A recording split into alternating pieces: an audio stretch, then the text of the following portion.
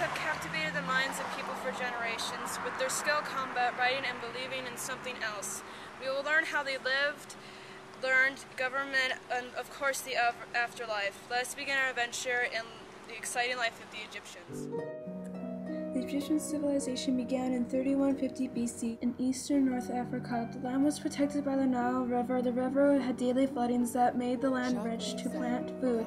The Egyptians spent most of their time planting food in fields. The pharaoh was like an Egyptian god to them, but was rarely seen. They built mud houses to keep themselves warm. Anubis is the guardian of the dead. His real name is Apu. Anubis is half man, half jackal god being. Originally he was the god of the underworld, but later became specified for rituals and funerals.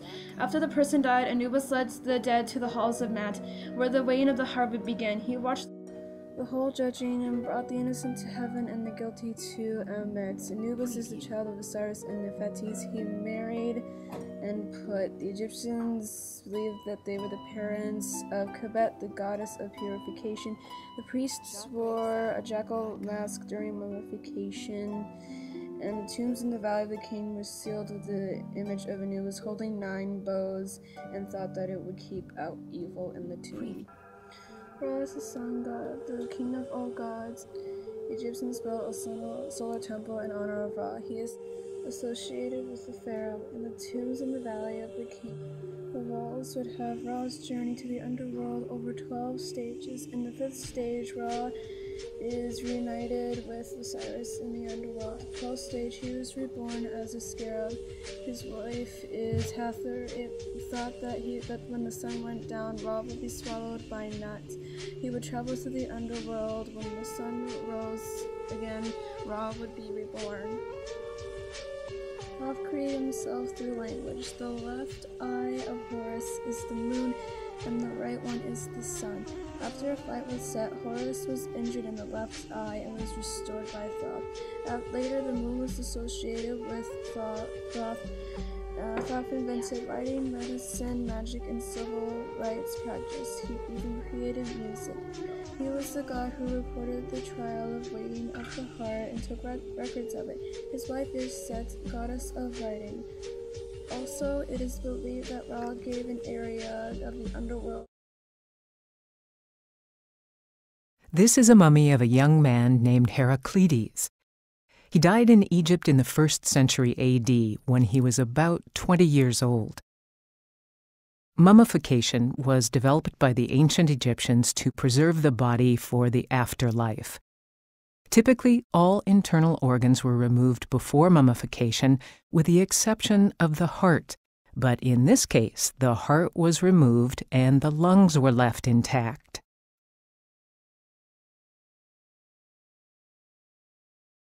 Next, the body was covered with salt and left for about 40 days, until all moisture was eliminated.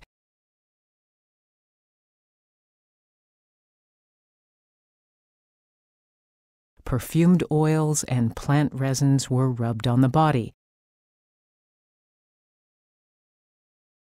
Thick layers of resin were applied to glue the strips of linen that were wrapped around the body.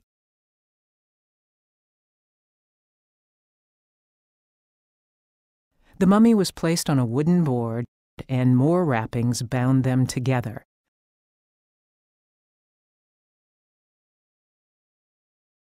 A mysterious pouch, perhaps of religious significance, was placed on the chest. A mummified ibis, a wading bird with a slender, down-curved bill, was placed on the abdomen. Ibis mummies commonly served as votive offerings to the gods, but this is an unusual case of a bird being mummified with a deceased human.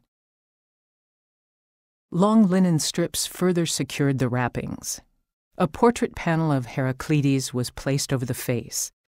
A large linen cloth was wrapped around the mummy. The shroud was painted red with an imported lead-based pigment.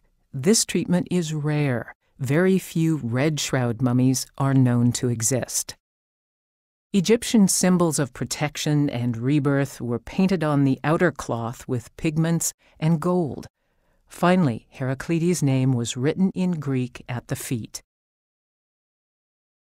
Thanks to this remarkable mummification process, Heraclides' body is with us today.